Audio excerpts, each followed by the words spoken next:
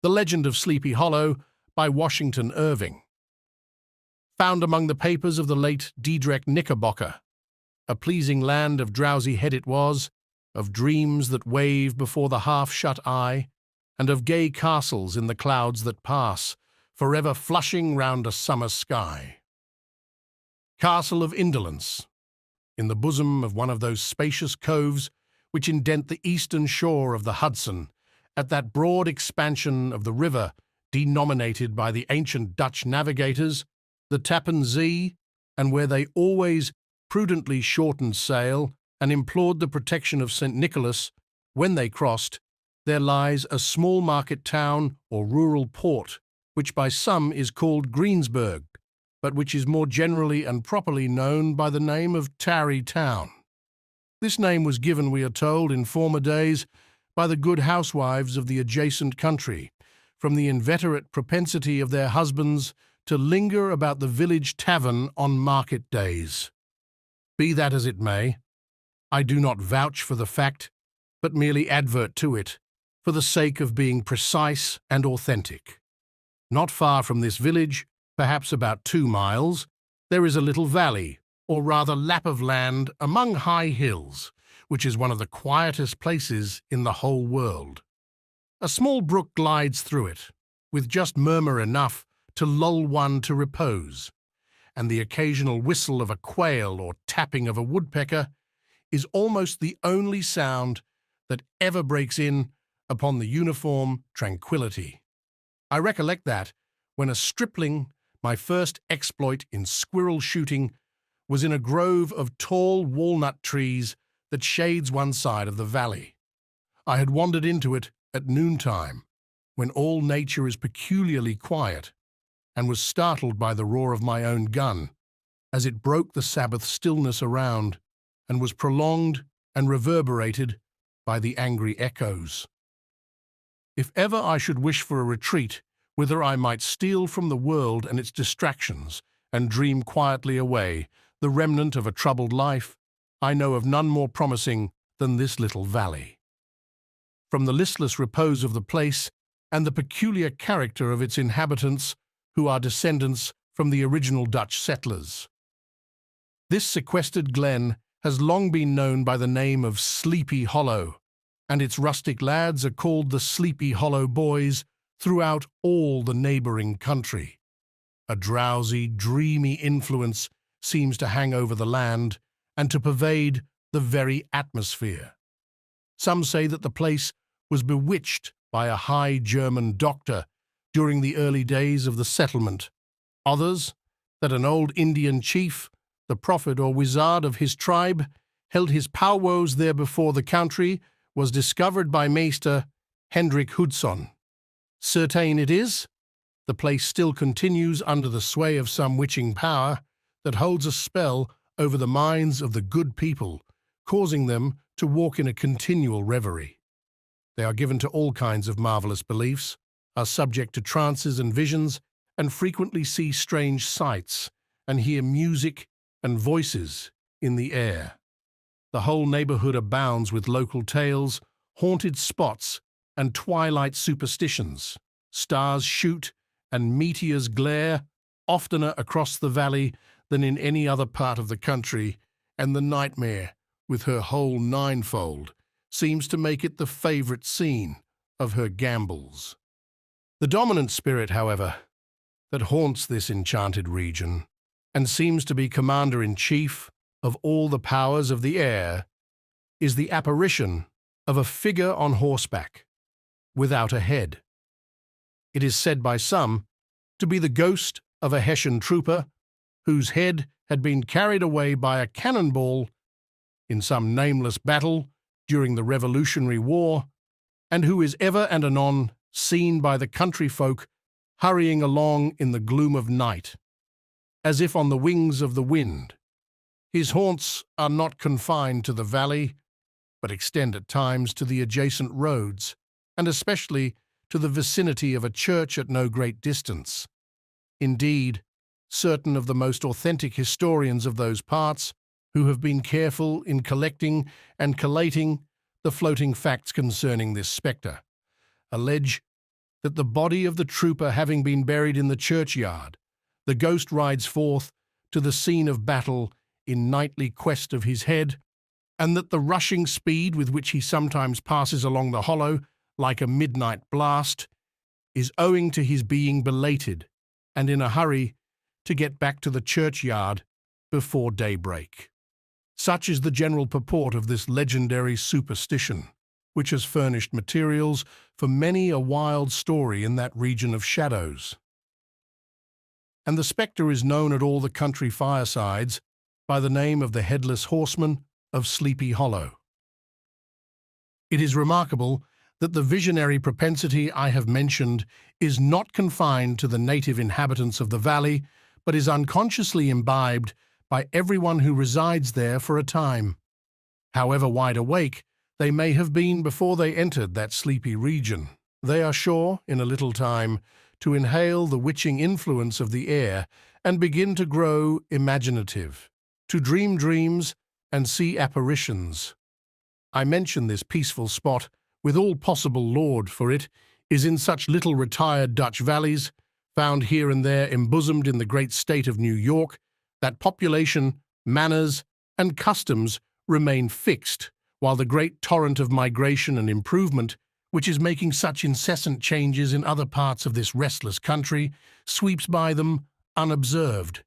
They are like those little nooks of still water which border a rapid stream, where we may see the straw and bubble riding quietly at anchor, or slowly revolving in their mimic harbour, undisturbed by the rush of the passing current. Though many years have elapsed since I trod the drowsy shades of Sleepy Hollow, yet I question whether I should not still find the same trees and the same families vegetating in its sheltered bosom. In this byplace of nature there abode, in a remote period of American history, that is to say, some 30 years since, a worthy wight of the name of Ichabod Crane, who sojourned, or, as he expressed it, tarried, in Sleepy Hollow for the purpose of instructing the children of the vicinity. He was a native of Connecticut, a state which supplies the Union with pioneers for the mind as well as for the forest, and sends forth yearly its legions of frontier woodmen and country schoolmasters. The cognomen of Crane was not inapplicable to his person. He was tall, but exceedingly lank, with narrow shoulders, long arms and legs, hands that dangled a mile out of his sleeves, feet that might have served for shovels, and his whole frame most loosely hung together. His head was small and flat at top, with huge ears, large green glassy eyes, and a long snipe nose, so that it looked like a weathercock perched upon his spindle neck to tell which way the wind blew. To see him striding along the profile of a hill on a windy day, with his clothes bagging and fluttering about him, one might have mistaken him for the genius of Faemina descending upon the earth, or some scarecrow eloped from a cornfield. His schoolhouse was a low building of one large room, rudely constructed of logs, the windows partly glazed and partly patched with leaves of old copybooks.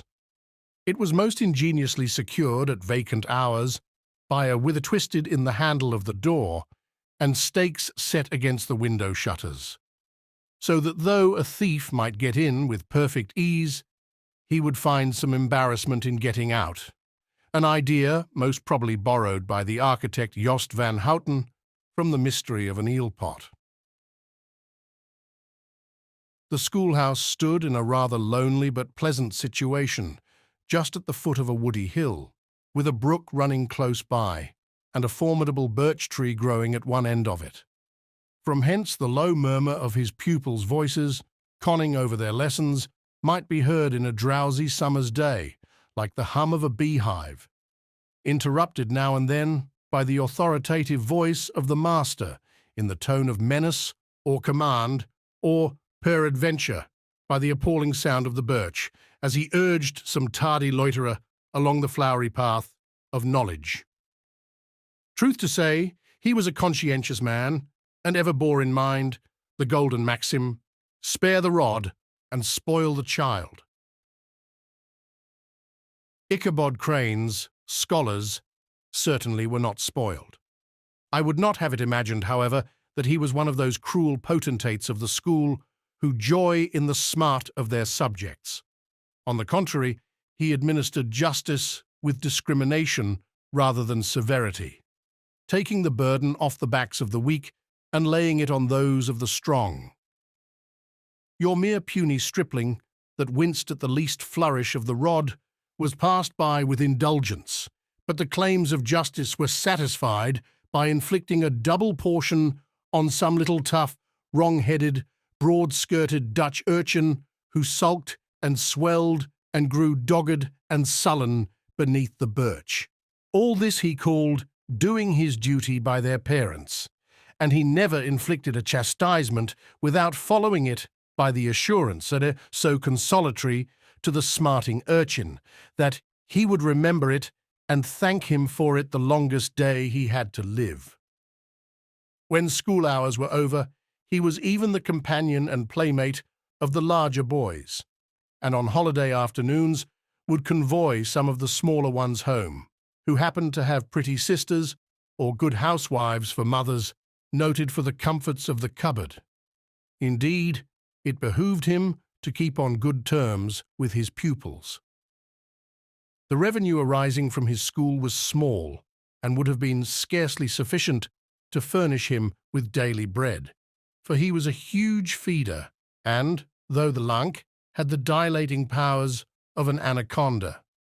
But to help out his maintenance, he was, according to country custom in those parts, boarded and lodged at the houses of the farmers, whose children he instructed.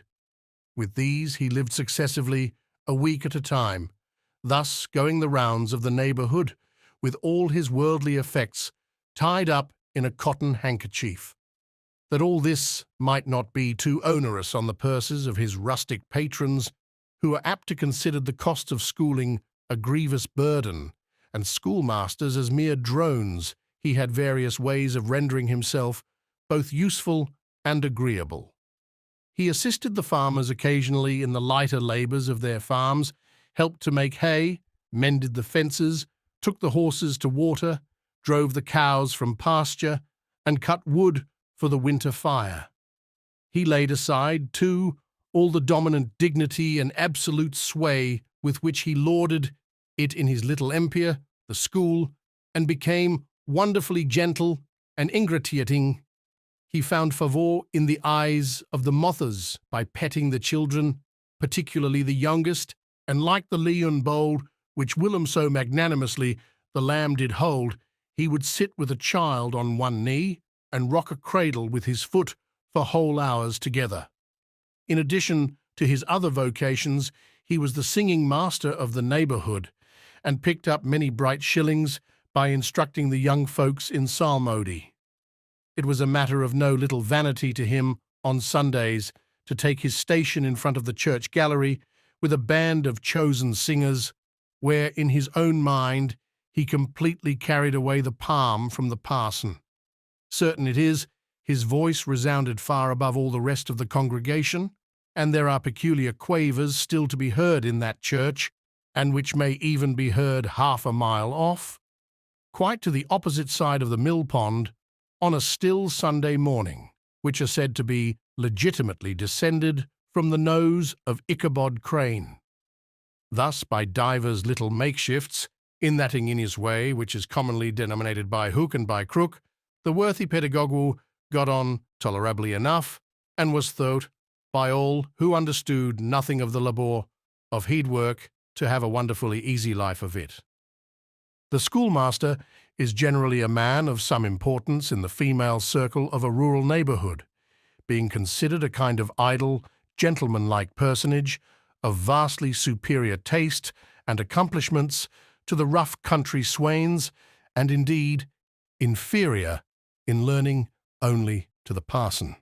His appearance, therefore, is apt to occasion some little stir at the tea-table of a farmhouse, and the addition of a supernumerary dish of cakes or sweetmeats, or, peradventure, the parade of a silver teapot. Our man of letters, therefore, was peculiarly happy in the smiles of all the country damsels, how he would figure among them in the churchyard, between services on Sundays, gathering grapes for them from the wild vines that overran the surrounding trees, reciting for their amusement all the epitaphs on the tombstones, or sauntering with a whole bevy of them along the banks of the adjacent mill pond, while the more bashful country bumpkins hung sheepishly back, envying his superior elegance and address. From his half-itinerant life, also, he was a kind of travelling gazette, carrying the whole budget of local gossip from house to house, so that his appearance was always greeted with satisfaction. He was, moreover, esteemed by the women as a man of great erudition, for he had read several books quite through, and was a perfect master of Cotton Mather's History of New England Witchcraft, in which, by the way, he most firmly and potently believed. He was, in fact, an odd mixture of small shrewdness and simple credulity. His appetite for the marvellous and his powers of digesting it were equally extraordinary, and both had been increased by his residence in this spellbound region. No tale was too gross or monstrous for his capacious swallow. It was often his delight, after his school was dismissed in the afternoon, to stretch himself on the rich bed of clover bordering the little brook that whimpered by his schoolhouse, and there con over old Mather's dearful tales until the gathering dusk of evening made the printed page a mere mist before his eyes. Then, as he wended his way by swamp and stream and awful woodland to the farmhouse where he happened to be quartered, every sound of nature at that witching hour fluttered his excited imagination. The moan of the whip-poor-will from the hillside, the boding cry of the tree-toad, that harbinger of storm, the dreary hooting of the screech-owl, to the sudden rustling in the thicket of birds frightened from their roost. The fireflies, too, which sparkled most vividly in the darkest places, now and then startled him, as one of uncommon brightness would stream across his path, and if, by chance, a huge blockhead of a beetle came winging his blundering flight against him, the poor varlet was ready to give up the ghost with the idea that he was struck with a witch's token. His only resource on such occasions, either to drown thought or drive away evil spirits, was to sing psalm tunes, and the good people of Sleepy Hollow, as they sat by their doors of an evening, were often filled with awe at hearing his nasal melody, in linked sweetness long drawn out, floating from the distant hill or along the dusky road. Another of his sources of fearful pleasure was to pass long winter evenings with the old Dutch wives, as they sat spinning by the fire, with a row of apples roasting and spluttering along the hearth, and listen to their marvellous tales of ghosts and goblins, and haunted fields, and haunted brooks, and haunted bridges, and haunted houses, and particularly of the headless horseman, or galloping Hessian of the Hollow, as they sometimes called him. He would delight them equally by his anecdotes of witchcraft and of the direful omens and portentous sights and sounds in the air which prevailed in the earlier times of Connecticut, and would frighten them woefully with speculations upon comets and shooting stars, and with the alarming fact that the world did absolutely turn round, and that they were half the time topsy-turvy.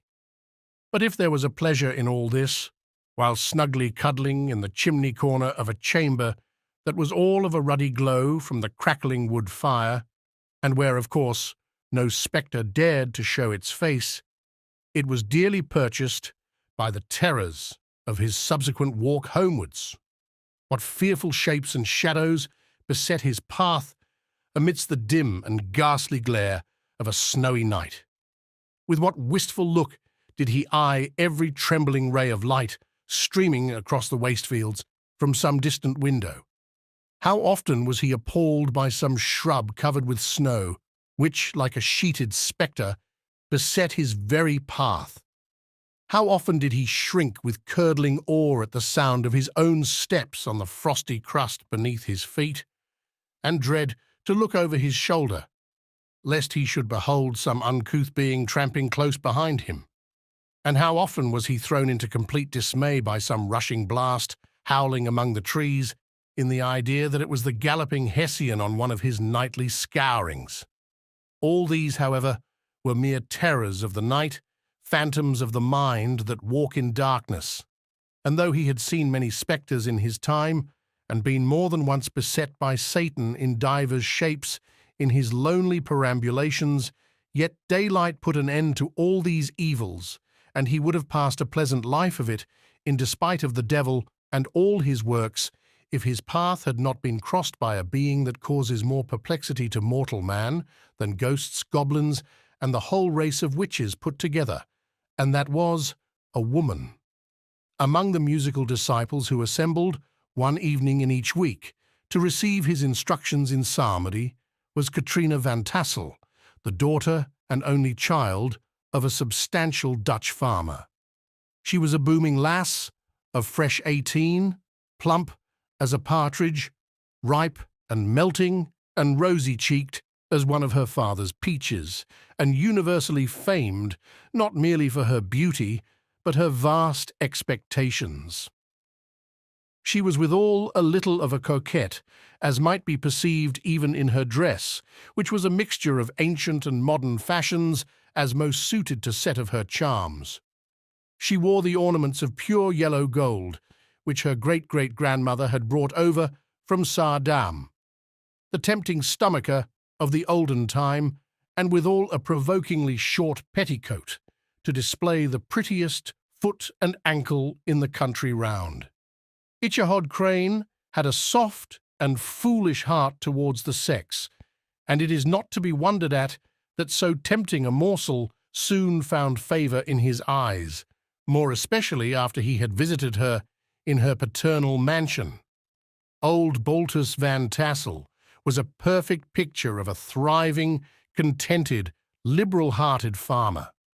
He seldom, it is true, sent either his eyes or his thoughts beyond the boundaries of his own farm.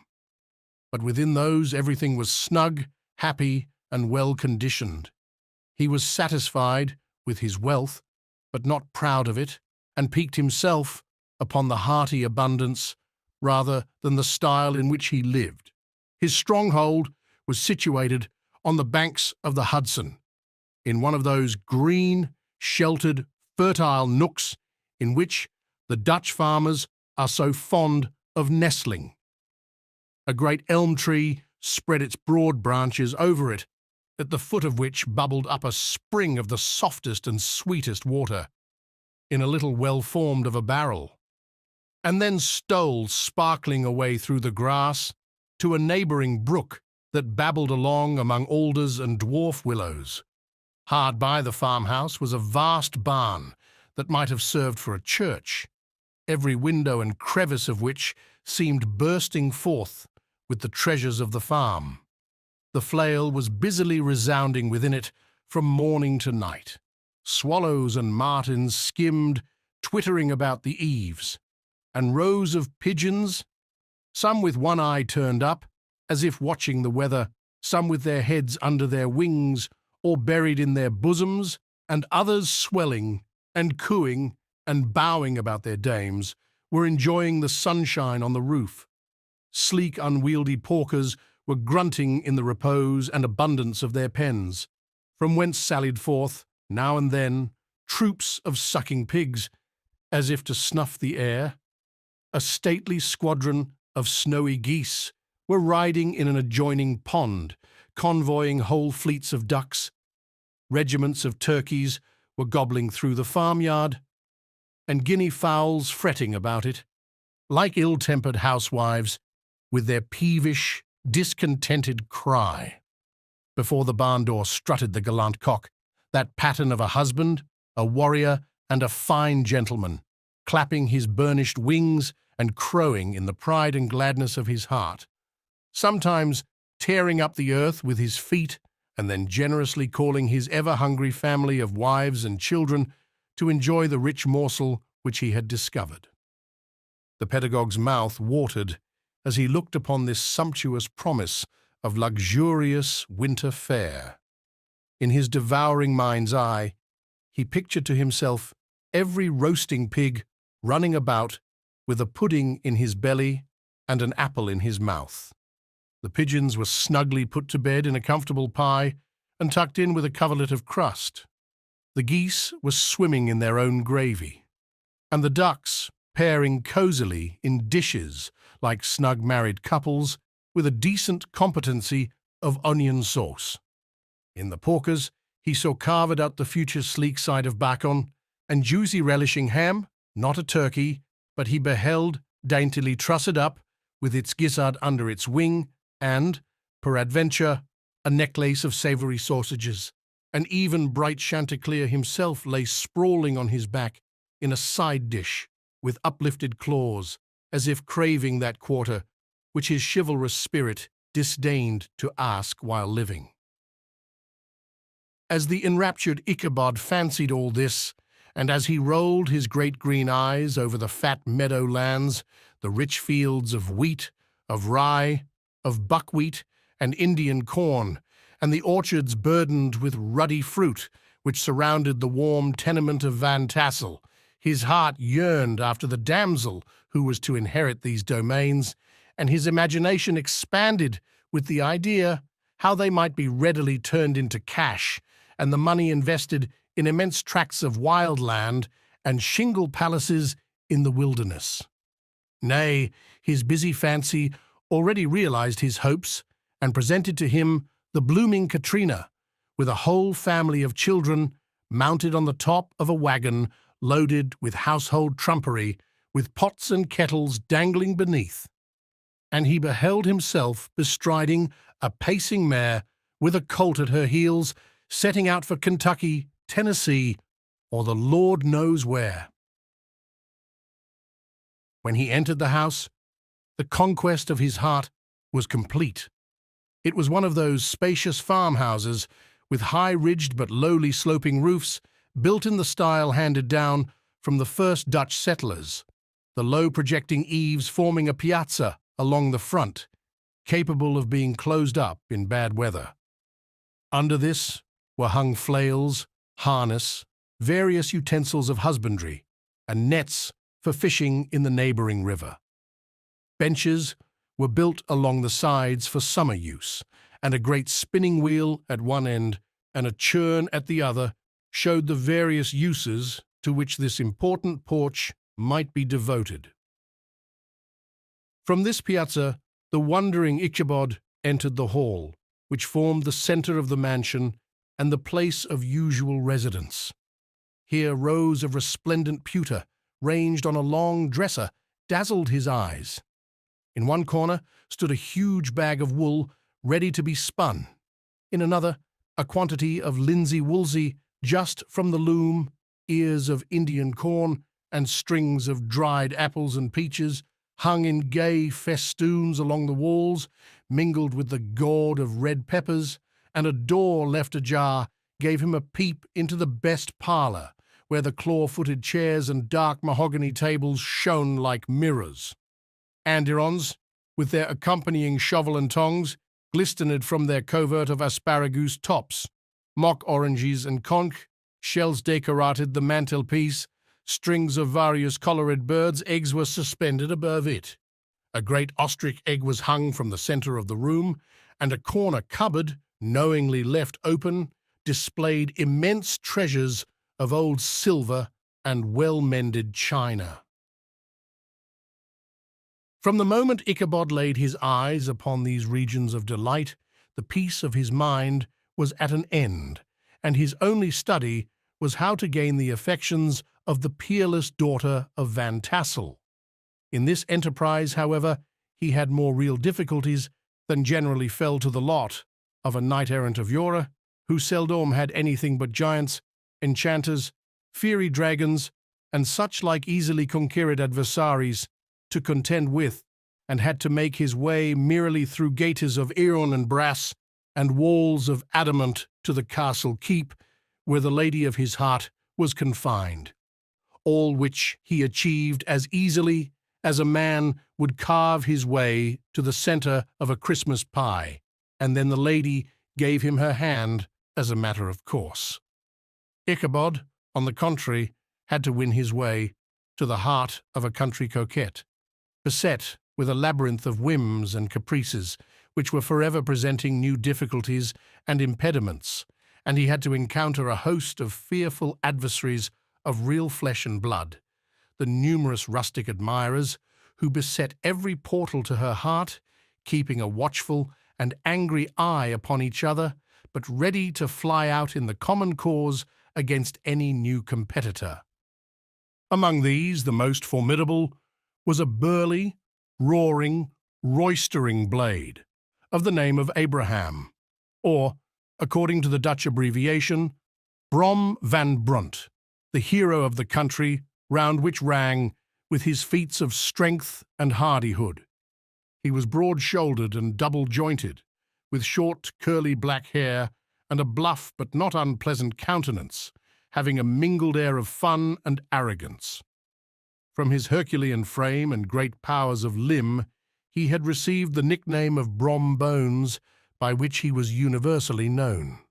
He was famed for great knowledge and skill in horsemanship, being as dexterous on horseback as a Tartar. He was foremost at all races and cockfights, and with the ascendancy which bodily strength always acquires in rustic life, was the umpire in all disputes, setting his hat on one side and giving his decisions with an air and tone that admitted of no gain, say, or appeal. He was always ready for either a fight or a frolic, but had more mischief than ill will in his composition, and with all his overbearing roughness, there was a strong dash of waggish good humour at bottom.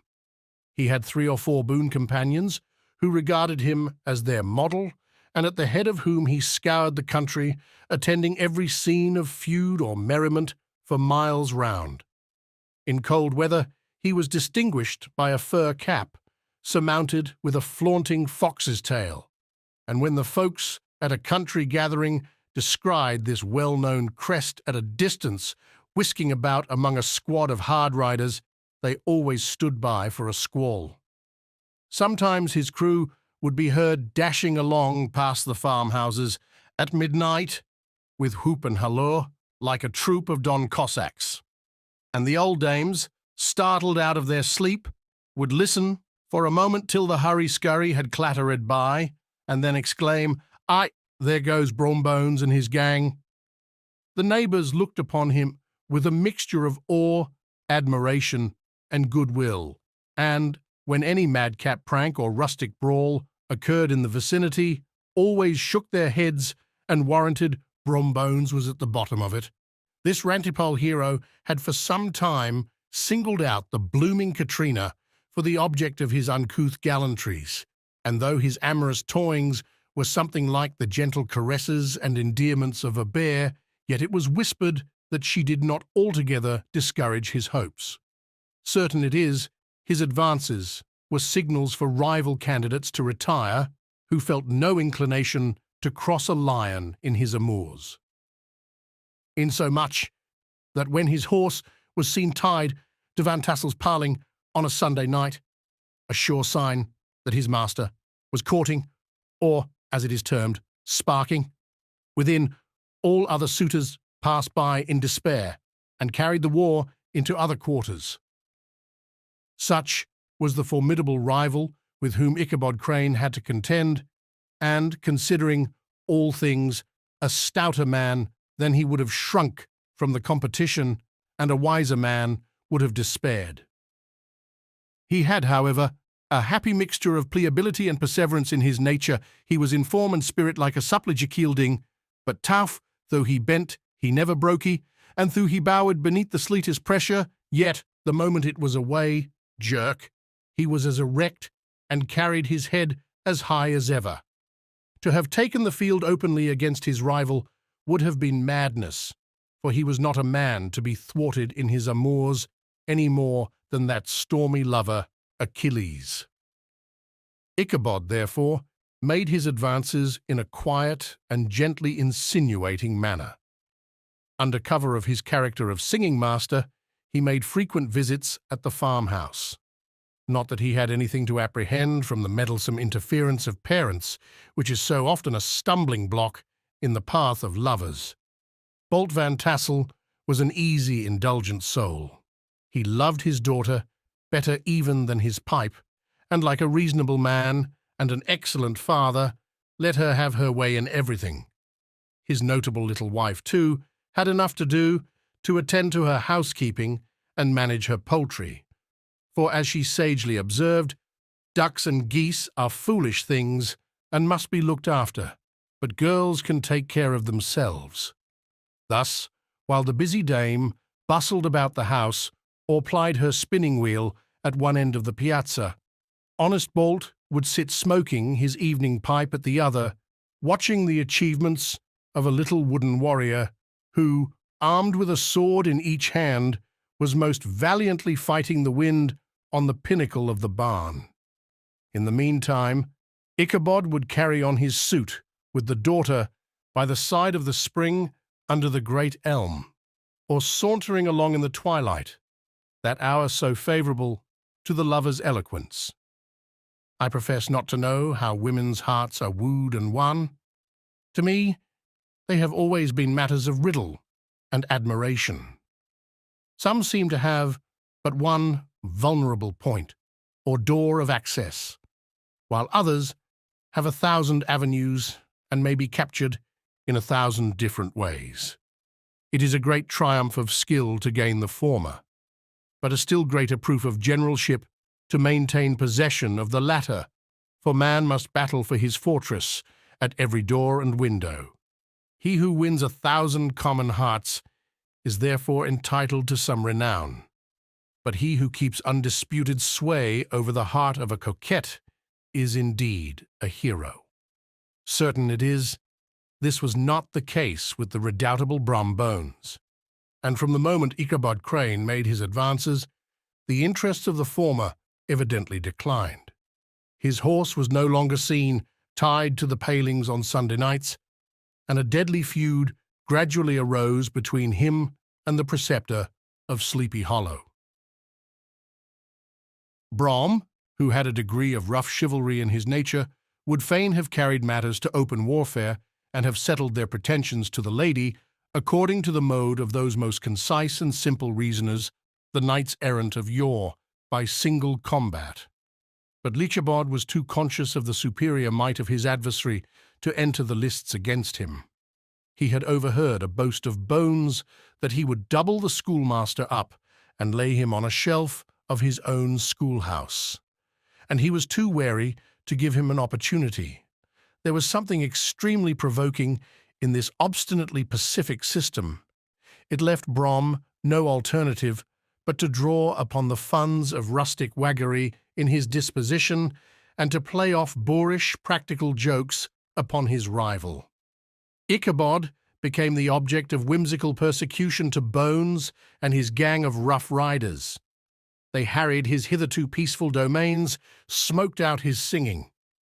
School, by stopping up the chimney, broke into the schoolhouse at night, in spite of its formidable fastenings of withe and window stakes, and turned everything topsy-turvy, so that the poor schoolmaster began to think all the witches in the country held their meetings there.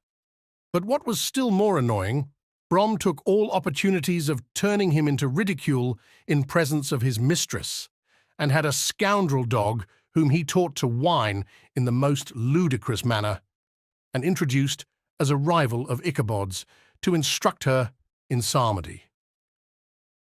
In this way, matters went on for some time without producing any material effect on the relative situations of the contending powers.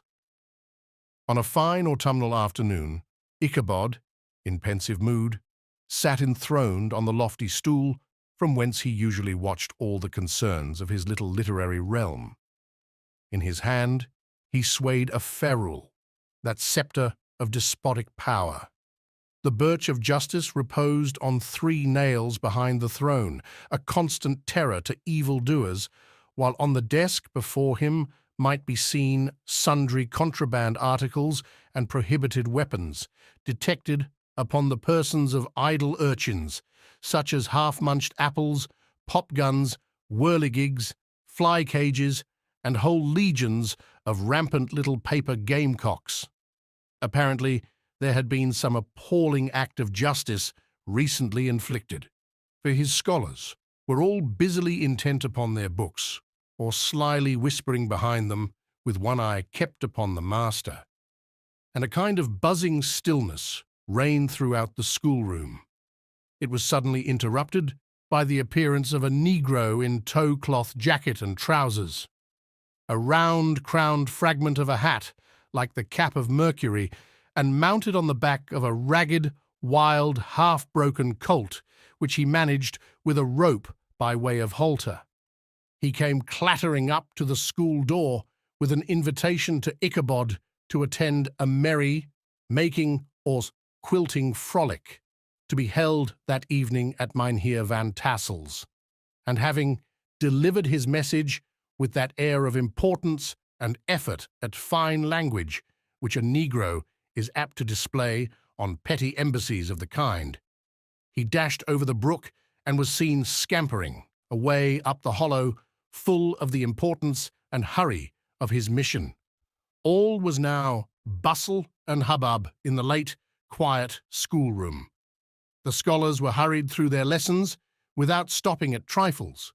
Those who were nimble skipped over half with impunity, and those who were tardy had a smart application now and then in the rear, to quicken their speed or help them over a tall word. Books were flung aside without being put away on the shelves, inkstands were overturned, benches thrown down, and the whole school was turned loose an hour before the usual time, bursting forth like a legion of young imps, yelping and racketing about the green in joy at their early emancipation. The gallant Ichabod now spent at least an extra half-hour at his toilet, brushing and furbishing up his best, and indeed only suit of rusty black, and arranging his locks by a bit of broken looking-glass that hung up in the schoolhouse.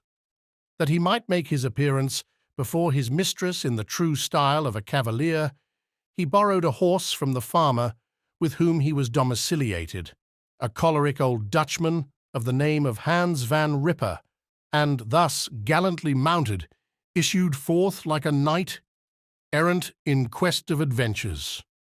But it is meet I should, in the true spirit of romantic story, give some account of the looks and equipments of my hero and his steed. The animal he bestrode was a broken-down plough horse that had outlaved almost everything but its viciousness. He was gaunt and shagged, with a ewe-neck and a head like a hammer.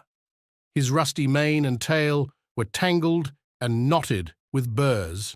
One eye had lost its pupil and was glaring and spectral, but the other had the gleam of a genuine devil in it. Still, he must have had fire and metal in his day, if we may judge from the name he bore of gunpowder. He had, in fact, been a favourite steed of his master's, the choleric Van Ripper, who was a furious rider, and had infused, very probably, some of his own spirit into the animal. For old and broken down as he looked, there was more of the lurking devil in him than in any young filly in the country. Ichabod was a suitable figure for such a steed. He rode with short stirrups, which brought his knees nearly up to the pommel of the saddle. His sharp elbows stuck out like grasshoppers. He carried his whip perpendicularly in his hand, like a sceptre, and as his horse jogged on, the motion of his arms was not unlike the flapping of a pair of wings. A small wool hat rested on the top of his nose, for so his scanty strip of forehead might be called, and the skirts of his black coat fluttered out almost to the horse's tail. Such was the appearance of Ichabod and his steed as they shambled out of the gate of Hans van Ripper, and it was altogether such an apparition as is seldom to be met with in broad daylight. It was, as I have said, a fine autumnal day. The sky was clear and serene, and nature wore that rich and golden livery, which we always associate with the idea of abundance. The forests had put on their sober brown and yellow, while some trees of the tenderer kind had been nipped by the frosts into brilliant dyes of orange, purple, and scarlet. Streaming files of wild ducks began to make their appearance high in the air. The bark of the squirrel might be heard from the groves of beech and hickory, nuts and the pensive whistle of the quail at intervals from the neighbouring stubble field. The small birds were taking their farewell banquets. In the fullness of their revelry, they fluttered, chirping and frolicking from bush to bush and tree to tree, capricious from the very profusion and variety around them.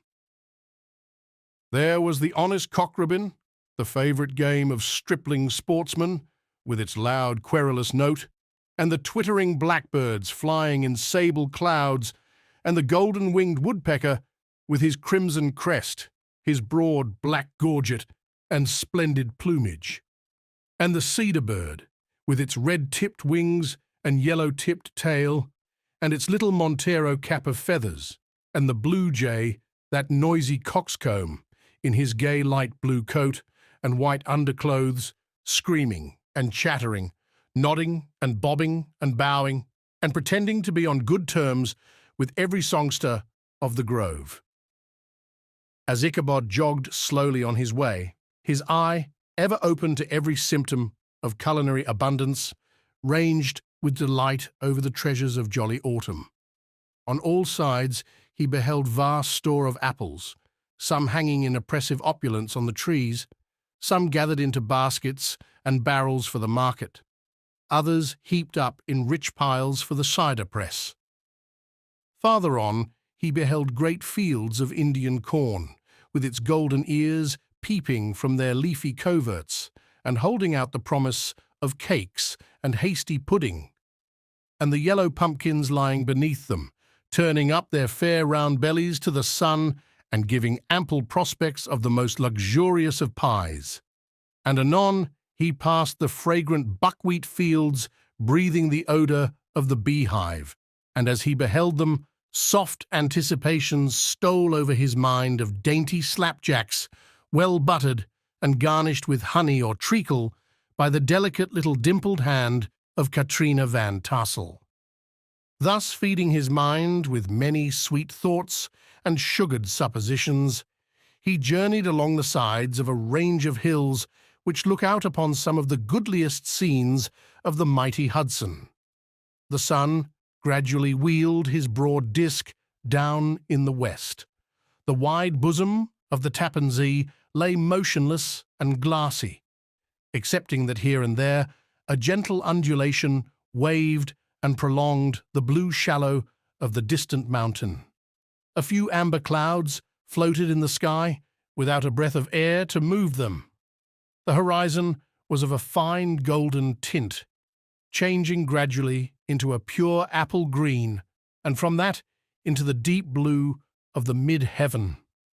A slanting ray lingered on the woody crests of the precipices that overhung some parts of the river, giving greater depth to the dark grey and purple of their rocky sides. A sloop was loitering in the distance, dropping slowly down with the tide, her sail hanging uselessly against the mast, and as the reflection of the sky gleamed along the still water, it seemed as if the vessel was suspended in the air. It was toward evening that Ichabod arrived at the castle of the Heer Van Tassel, which he found thronged with the pride and flower of the adjacent country. Old farmers, a spare, leathern-faced race, in homespun coats and breeches, blue stockings, huge shoes, and magnificent pewter buckles. Their brisk, withered little dames, in close-crimped caps, long-waisted short gowns, homespun petticoats, with scissors and pin cushions, and gay calico pockets, hanging on the outside. Buxom lasses, almost as antiquated as their mothers, excepting where a straw hat, a fine ribbon, or perhaps a white frock, gave symptoms of city innovation. The sons, in short, square-skirted coats, with rows of stupendous brass buttons, and their hair generally queued in the fashion of the times, especially if they could procure an eel skin for the purpose, it being esteemed throughout the country as a potent nourisher and strengthener of the hair. Brombones, however, was the hero of the scene, having come to the gathering on his favourite steed, Daredevil, a creature, like himself, full of mettle and mischief, and which no one but himself could manage. He was, in fact, noted for preferring vicious animals, given to all kinds of tricks which kept the rider in constant risk of his neck, for he held a tractable, well-broken horse as unworthy of a lad of spirit. Fain would I pause to dwell upon the world of charms that burst upon the enraptured gaze of my hero as he entered the state parlour of Van Tassel's mansion. Not those of the bevy of buxom lasses with their luxurious display of red and white, but the ample charms of a genuine Dutch country tea-table in the sumptuous time of autumn. Such heaped-up platters of cakes of various and almost indescribable kinds, known only to experienced Dutch housewives.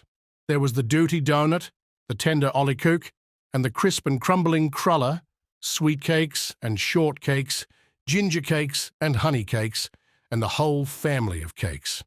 And then there were apple pies, and peach pies, and pumpkin pies, besides slices of ham and smoked beef, and moreover, delectable dishes of preserved plums, and peaches, and pears, and quinces, not to mention broiled shad and roasted chickens, together with bowls of milk and cream, all mingled higgledy-piggledy, pretty much as I have enumerated them, with the motherly teapot sending up its clouds of vapour from the midst. Heaven bless the mark. I want breath and time to discuss this banquet as it deserves, and am too eager to get on with my story. Happily, Ichabod Crane was not in so great a hurry as his historian, but did ample justice to every dainty. He was a kind and thankful creature, whose heart dilated in proportion as his skin was filled with good cheer, and whose spirits rose with eating, as some men's do with drink. He could not help, too, rolling his large eyes round him as he ate, and chuckling with the possibility that he might one day be lord of all this scene of almost unimaginable luxury and splendour. Then, he thought, how soon he'd turn his back upon the old schoolhouse, snap his fingers in the face of Hans Van Ripper and every other niggardly patron, and kick any itinerant pedagogue out of doors that should dare to call him comrade. Old Baltus Van Tassel moved about among his guests with a face dilated with content and good humour, round and jolly as the harvest moon. His hospitable attentions were brief but expressive, being confined to a shake of the hand, a slap on the shoulder, a loud laugh, and a pressing invitation to fall to and help themselves. And now the sound of the music from the common room, or hall, summoned to the dance. The musician was an old grey-headed Negro who had been the itinerant orchestra of the neighbourhood for more than half a century. His instrument was as old and battered as himself. The greater part of the time he scraped on 2 or 3 strings, accompanying every movement of the bow with a motion of the head, bowing almost to the ground, and stamping with his foot whenever a fresh couple were to start. Ichabod prided himself upon his dancing as much as upon his vocal powers. Not a limb, not a fibre about him was idle, and to have seen his loosely hung frame in full motion and clattering about the room, you would have thought St. Vitus himself, that blessed patron of the dance, was figuring before you in person. He was the admiration of all the Negroes, who, having gathered, of all ages and sizes, from the farm and the neighbourhood, stood forming a pyramid of shining black faces at every door and window, gazing with delight at the scene, rolling their white eyeballs and showing grinning rows of ivory from ear to ear. How could the flogger of urchins be otherwise than animated and joyous? The lady of his heart was his partner in the dance, and smiling graciously in reply to all his amorous oglings, while Brombones, sorely smitten with love and jealousy, sat brooding by himself in one corner. When the dance was at an end, Ichabod was attracted to a knot of the Sarger folks, who, with old V and Tassel, sat smoking at one end of the piazza, gossiping over former times and drawing out long stories about the war. This neighborhood, at the time of which I am speaking, was one of those highly favored places which abound with chronicles and great men. The British and American line had run near it during the war. It had therefore been the scene of marauding and infested with refugees, cowboys, and all kinds of border chivalry. Just sufficient time had elapsed to enable each storyteller to dress up his tale with a little becoming fiction, and, in the indistinctness of his recollection, to make himself the hero of every exploit. There was the story of Doffu Martling, a large, blue-bearded Dutchman, who had nearly taken a British frigate with an old iron 9-pounder from a mud breastwork, only that his gun burst at the 6th discharge. And there was an old gentleman who shall be nameless, being too rich a mynheer to be lightly mentioned, who, in the Battle of White Plains, being an excellent master of defence, parried a musket ball with a small sword, insomuch that he absolutely felt it whiz round the blade and glance off at the hilt, in proof of which he was ready at any time to show the sword with the hilt a little bent. There were several more that had been equally great in the field, not one of whom but was persuaded that he had a considerable hand in bringing the war to a happy termination. But all these were nothing to the tales of ghosts and apparitions that succeeded. The neighborhood is rich in legendary treasures of the kind. Local tales and superstitions thrive best in these sheltered, long-settled retreats, but are trampled underfoot by the shifting throng that forms the population of most of our country places. Besides, there is no encouragement for ghosts in most of our villages, for they have scarcely had time to finish their first nap and turn themselves in their graves before their surviving friends have travelled away from the neighbourhood, so that when they turn out at night to walk their rounds, they have no acquaintance left to call upon. This is perhaps the reason why we so seldom hear of ghosts, except in our long-established Dutch communities. The immediate cause, however, of the prevalence of supernatural stories in these parts was doubtless owing to the vicinity of Sleepy Hollow. There was a contagion in the very air that blew from that haunted region. It breathed forth an atmosphere of dreams and fancies, infecting all the land. Several of the Sleepy Hollow people were present at Van Tassel's, and as usual were doling out their wild and wonderful legends. Many dismal tales were told about funeral trains and mourning cries and wailings heard and seen about the great tree where the unfortunate Major Andre was taken and which stood in the neighborhood. Some mention was made also of the woman in white that haunted the dark glen at Raven Rock and was often heard to shriek on winter nights before a storm, having perished there in the snow. The chief part of the stories, however, turned upon the favourite spectre of Sleepy Hollow, the headless horseman, who had been heard several times of late, patrolling the country, and, it was said, tethered his horse nightly among the graves in the churchyard. The sequestered situation of this church seems always to have made it a favourite haunt of troubled spirits. It stands on a knoll, surrounded by locust trees and lofty elms, from among which its decent, whitewashed walls shine modestly forth, like Christian purity beaming through the shades of retirement. A gentle slope descends from it to a silver sheet of water, bordered by high trees, between which peeps may be caught at the blue hills of the Hudson. To look upon its grass-grown yard, where the sunbeams seem to sleep so quietly, one would think that there at least the dead might rest in peace. On one side of the church extends a wide woody dell, along which raves a large brook among broken rocks and trunks of fallen trees. Over a deep black part of the stream, not far from the church, was formerly thrown a wooden bridge. The road that led to it, and the bridge itself, were thickly shaded by overhanging trees, which cast a gloom about it, even in the daytime, but occasioned a fearful darkness at night. Such was one of the favourite haunts of the Headless Horseman, and the place where he was most frequently encountered. The tale was told of old Brewer, a most heretical disbeliever in ghosts, how he met the horseman returning from his foray into Sleepy Hollow, and was obliged to get up behind him.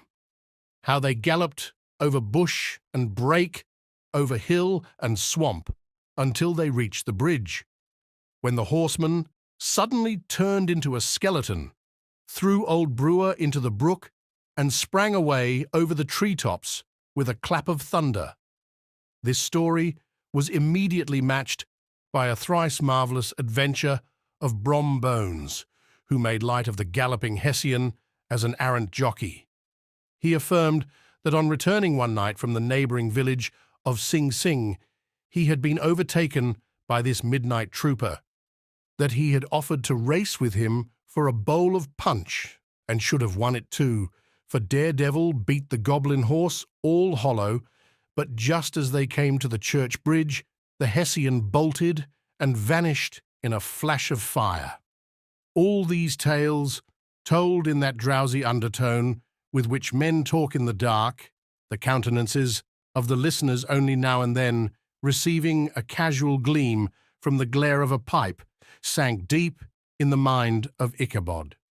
He repaid them in kind with large extracts from his invaluable author, Cotton Mather, and added many marvellous events that had taken place in his native state of Connecticut, and fearful sights which he had seen in his nightly walks about Sleepy Hollow. The revel now gradually broke up. The old farmers gathered together their families in their wagons, and were heard for some time rattling along the hollow roads and over the distant hills. Some of the damsels mounted on pillions behind their favourite swains, and their light-hearted laughter, mingling with the clatter of hoofs, echoed along the silent woodlands, sounding fainter and fainter until they gradually died away. And the late scene of noise and frolic was all silent and deserted.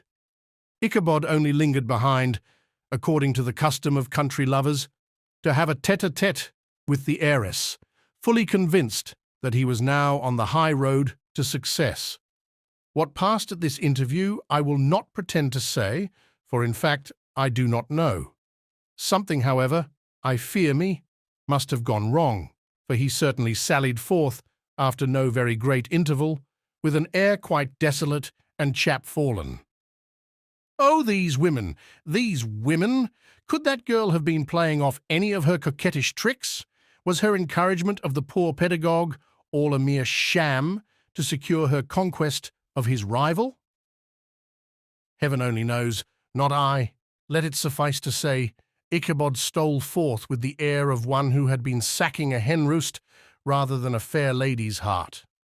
Without looking to the right or left to notice the scene of rural wealth on which he had so often gloated, he went straight to the stable, and with several hearty cuffs and kicks, roused his steed, most uncourteously, from the comfortable quarters in which he was soundly sleeping, dreaming of mountains of corn and oats, and whole valleys of timothy and clover. It was the very witching time of night that Ichabod, heavy-hearted and crestfallen, pursued his travels homewards, along the sides of the lofty hills which rise above Tarrytown, and which he had traversed so cheerily in the afternoon. The hour was as dismal as himself. Far below him, the Tappan Zee spread its dusky and indistinct waste of waters, with here and there the tall mast of a sloop, riding quietly at anchor under the land. In the dead hush of midnight, he could even hear the barking of the watchdog from the opposite shore of the Hudson, but it was so vague and faint as only to give an idea of his distance from this faithful companion of man. Now and then, too, the long-drawn crowing of a cock, accidentally awakened, would sound far, far off, from some farmhouse away among the hills. But it was like a dreaming sound in his ear. No signs of life occurred near him, but occasionally the melancholy chirp of a cricket, or perhaps the guttural twang of a bullfrog from a neighbouring marsh, as if sleeping uncomfortably and turning suddenly in his bed. All the stories of ghosts and goblins that he had heard in the afternoon now came crowding upon his recollection. The night grew darker and darker, the stars seemed to sink deeper in the sky, and driving clouds occasionally hid them from his sight. He had never felt so lonely and dismal. He was, moreover, approaching the very place where many of the scenes of the ghost stories had been laid. In the centre of the road stood an enormous tulip tree, which towered like a giant above all the other trees of the neighbourhood and formed a kind of landmark. Its limbs were gnarled and fantastic, large enough to form trunks for ordinary trees, twisting down almost to the earth and rising again into the air. It was connected with the tragical story of the unfortunate Andre, who had been taken prisoner hard by and was universally known by the name of Major Andre's tree. The common people regarded it with a mixture of respect and superstition, partly out of sympathy for the fate of its ill-starred namesake, and partly from the tales of strange sights and doleful lamentations told concerning it. As Ichabod approached this fearful tree, he began to whistle. He thought his whistle was answered. It was but a blast sweeping sharply through the dry branches. As he approached a little nearer, he thought he saw something white hanging in the midst of the tree. He paused and ceased whistling, but on looking more narrowly, perceived that it was a place where the tree had been scathed by lightning and the white wood laid bare. Suddenly he heard a groan. His teeth chattered, and his knees smote against the saddle.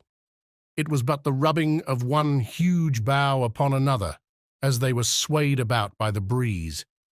He passed the tree in safety, but new perils lay before him. About 200 yards from the tree, a small brook crossed the road and ran into a marshy and thickly wooded glen, known by the name of Wiley's Swamp. A few rough logs, laid side by side, served for a bridge over this stream. On that side of the road, where the brook entered the wood, a group of oaks and chestnuts, matted thick with wild grapevines, threw a cavernous gloom over it. To pass this bridge was the severest trial. It was at this identical spot that the unfortunate Andre was captured, and under the covert of those chestnuts and vines were the sturdy yeomen concealed who surprised him. This has ever since been considered a haunted stream, and fearful are the feelings of the schoolboy who has to pass it alone after dark. As he approached the stream, his heart began to thump. He summoned up, however, all his resolution, gave his horse half a score of kicks in the ribs, and attempted to dash briskly across the bridge. But instead of starting forward, the perverse old animal made a lateral movement and ran broadside against the fence. Ichabod, whose fears increased with the delay, jerked the reins on the other side and kicked lustily with the contrary foot. It was all in vain. His steed started, it is true, but it was only to plunge to the opposite side of the road into a thicket of brambles and alder bushes. The schoolmaster now bestowed both whip and heel upon the starveling ribs of old Gunpowder, who dashed forward, snuffling and snorting, but came to a stand just by the bridge, with a suddenness that had nearly sent his rider sprawling over his head. Just at this moment, a plashy tramp by the side of the bridge caught the sensitive ear of Ichabod. In the dark shadow of the grove, on the margin of the brook, he beheld something huge, misshapen and towering. It stirred not, but seemed gathered up in the gloom like some gigantic monster ready to spring upon the traveller. The hair of the affrighted pedagogue rose upon his head with terror. What was to be done? To turn and fly was now too late. And besides, what chance was there of escaping ghost or goblin, if such it was, which could ride upon the wings of the wind? Summoning up, therefore, a show of courage, he demanded in stammering accents, "Who are you?" He received no reply. He repeated his demand in a still more agitated voice. Still, there was no answer.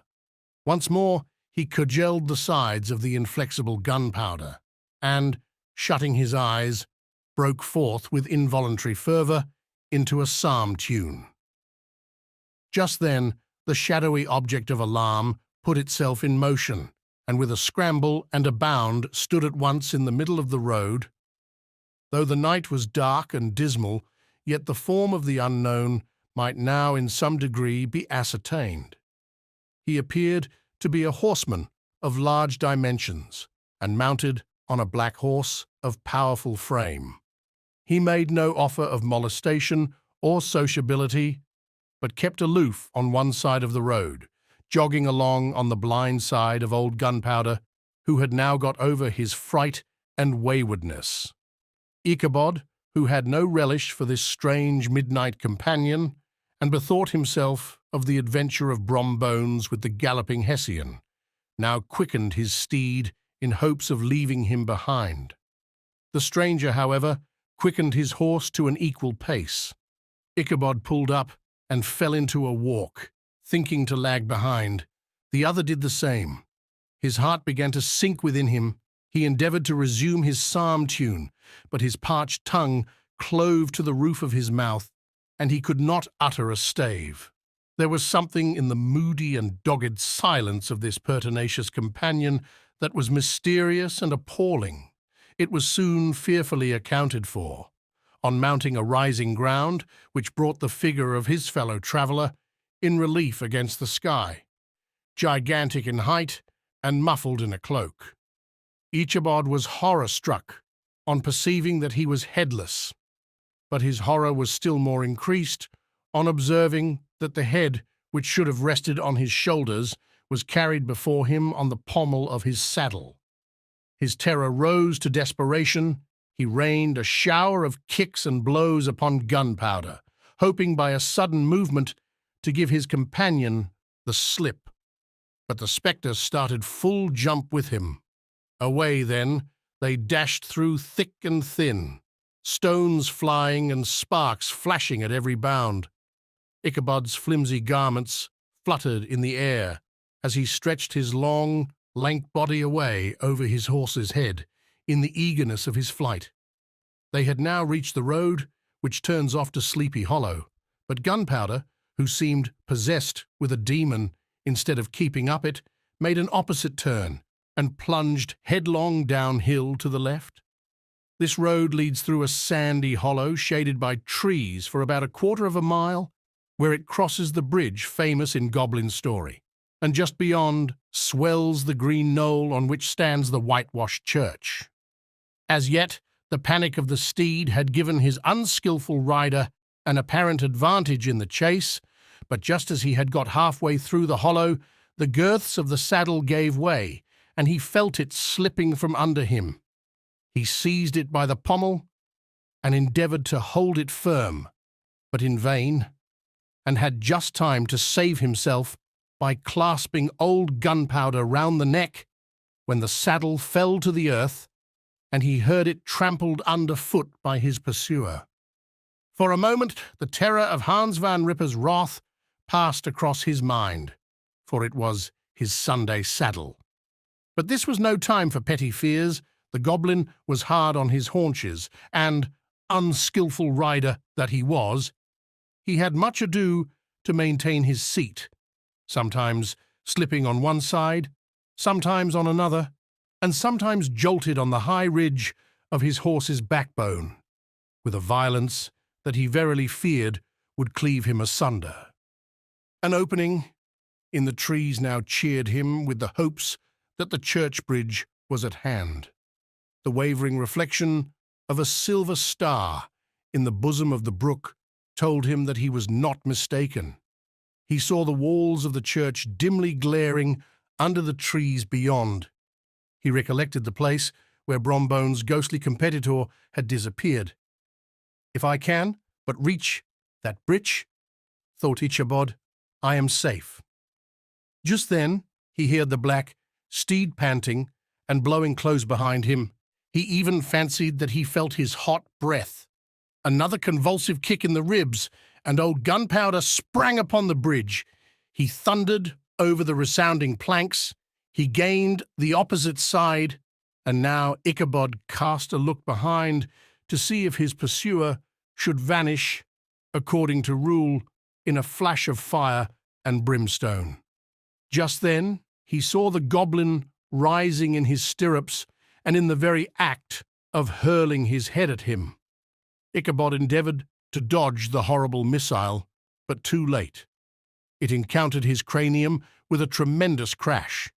He was tumbled headlong into the dust, and Gunpowder, the black steed, and the goblin rider passed by like a whirlwind. The next morning the old horse was found without his saddle and with the bridle under his feet, soberly cropping the grass at his master's gate. Ichabod did not make his appearance at breakfast. Dinner hour came, but no Ichabod. The boys assembled at the schoolhouse and strolled idly about the banks of the brook, but no schoolmaster. Hans van Ripper now began to feel some uneasiness about the fate of poor Ichabod and his saddle. An inquiry was set on foot, and after diligent investigation, they came upon his traces. In one part of the road leading to the church was found the saddle trampled in the dirt. The tracks of horses' hooves deeply dented in the road, and evidently at furious speed, were traced to the bridge, beyond which, on the bank of a broad part of the brook, where the water ran deep and black, was found the head of the unfortunate Ichabod, and close beside it, a shattered pumpkin. The brook was searched, but the body of the schoolmaster was not to be discovered. Hans van Ripper, as executor of his estate, examined the bundle which contained all his worldly effects. They consisted of 2 shirts and a half, 2 stocks for the neck, a pair or 2 of worsted stockings, an old pair of corduroy small clothes, a rusty razor, a book of psalm tunes full of dog's ears, and a broken pitch pipe. As to the books and furniture of the schoolhouse, they belonged to the community, excepting Cotton Mather's History of Witchcraft, a New England Almanac, and Book of Dreams and Fortune-Telling, in which last was a sheet of foolscap, much scribbled and blotted in several fruitless attempts to make a copy of verses in honour of the heiress of Van Tassel. These magic books and the poetic scrawl were forthwith consigned to the flames by Hans van Ripper, who, from that time forward, determined to send his children no more to school, observing that he never knew any good come of this same reading and writing. Whatever money the schoolmaster possessed, and he had received his quarter's pay but a day or 2 before, he must have had about his person at the time of his disappearance. The mysterious event caused much speculation at the church on the following Sunday. Knots of gazers and gossips were collected in the churchyard, at the bridge, and at the spot where the hat and pumpkin had been found.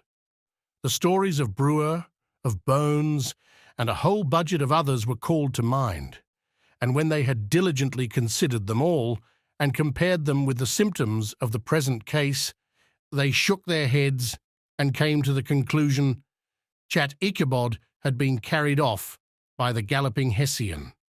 As he was a bachelor and in nobody's debt, nobody troubled his head any more about him. The school was removed to a different quarter of the hollow, and another pedagogue reigned in his stead.